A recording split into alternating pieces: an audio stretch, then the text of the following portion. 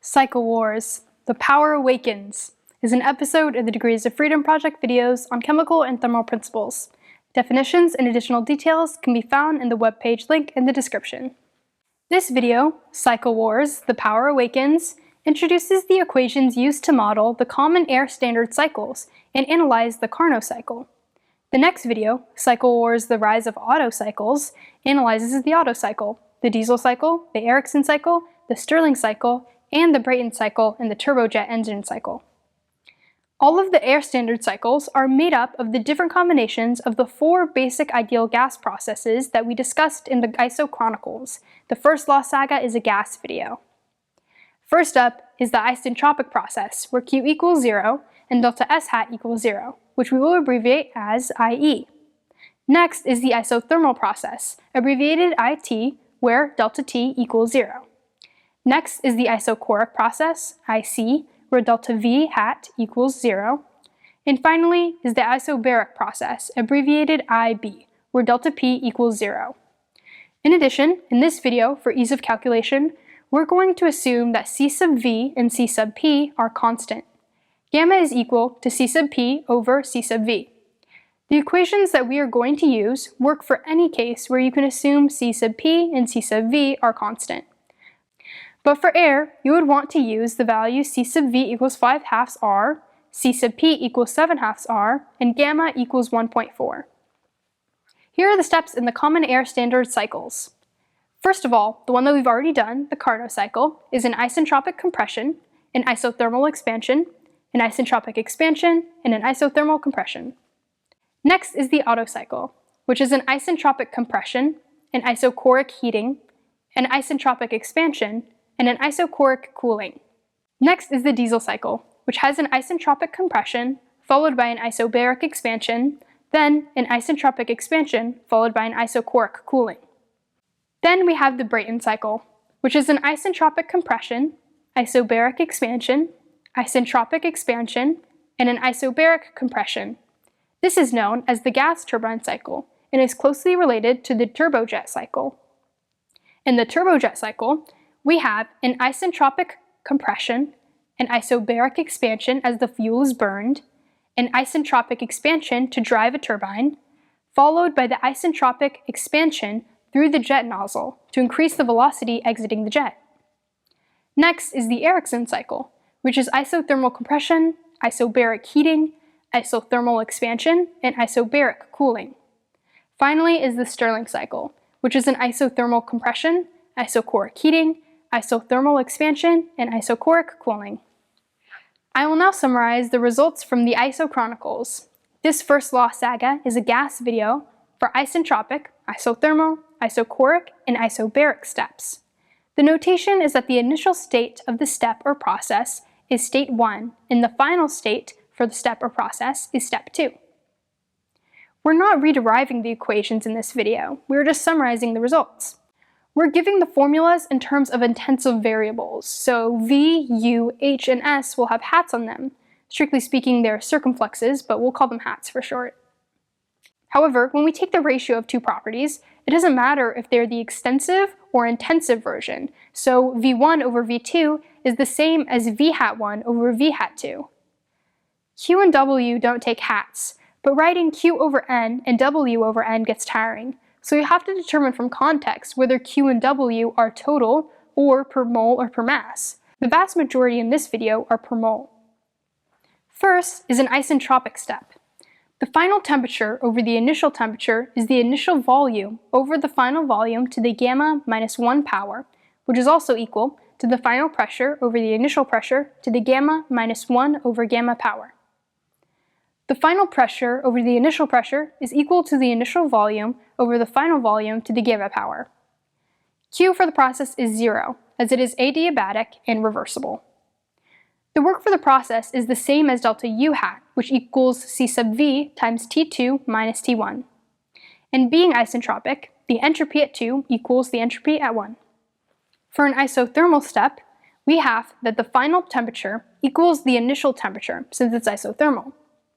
And from ideal gas law, we get that the final pressure over the initial pressure is the initial volume over the final volume. Q, which is incidentally equal to minus W, equals minus RT log of V1 over V2 equals minus RT log of P2 over P1. You may be wondering about the minus signs, but that's because we're more interested in the work. So the work is RT log V1 over V2, or RT log P2 over P1. Delta U hat for the process is equal to 0 because it's isothermal, and delta U hat is a function of temperature only for an ideal gas.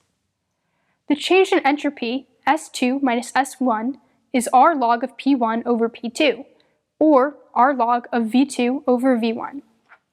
For an isochoric process involving an ideal gas, we have that the final temperature over the initial temperature is the final pressure over the initial pressure because the volume is constant. The final volume equals the initial volume. Q is equal to a delta U hat, which is equal to C sub V T2 minus T1. The work is equal to 0 because there's no change in volume. The change in entropy is C sub V log of T2 over T1. Finally, we have the isobaric step. In this case, the final temperature over the initial temperature is the final volume over the initial volume, which comes from the ideal gas law with the pressure constant. So P2 equals P1. Q equals delta H hat, which we've derived several times in these videos, which is equal to C sub P T2 minus T1. The work is the pressure times the initial volume minus the final volume. The reason it's initial minus final is that the work is the negative of P delta V. And by ideal gas law, that is equal to R T1 minus T2. The change in entropy is C sub P log of T2 over T1. With these equations and models in hand, we're ready to start calculating our air standard cycles. We'll start with an example to show you how it's done. We're going to revisit our Carnot cycle, which is a set of isentropic, isothermal, isentropic, and isothermal processes in a closed loop. First off, we have our PV diagram and our TS diagram. We label the 4 steps as 1, 2, 3, and 4.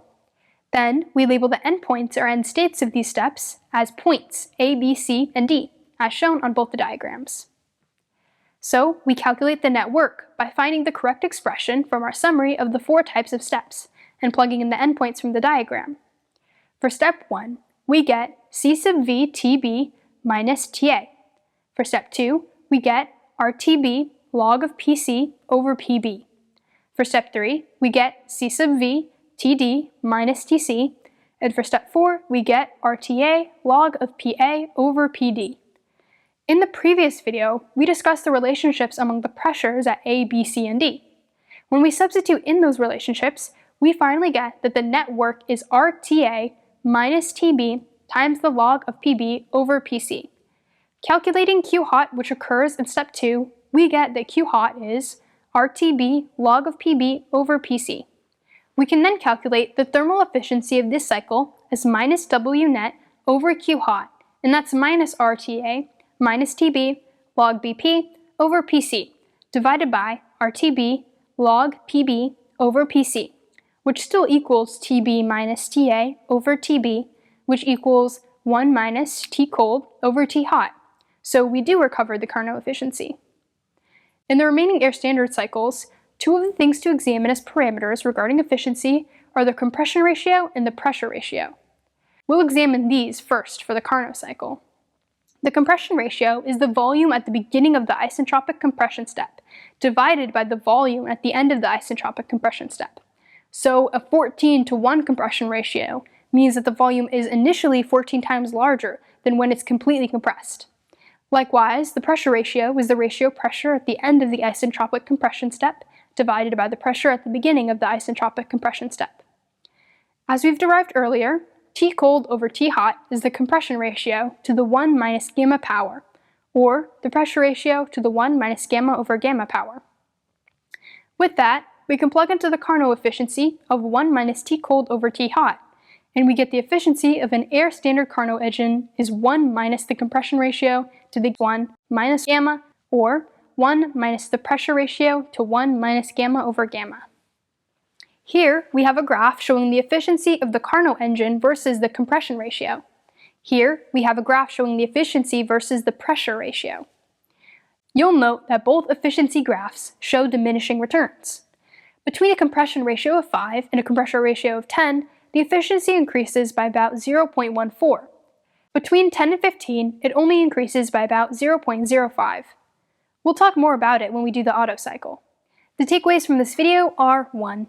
The Air-Standard cycle uses the first and second laws of thermodynamics along with the constant C sub p of 7/2 R. 2. They all use some combination of isothermal, isobaric, isochoric, and isentropic steps. 3. The Air-Standard Carnot cycle is the prototype for the others and has the expected Carnot efficiency. 4. Carnot engines increase in efficiency as either the compression ratio or the pressure ratio increases. Thanks for watching. This video is brought to you by the DOFPro team.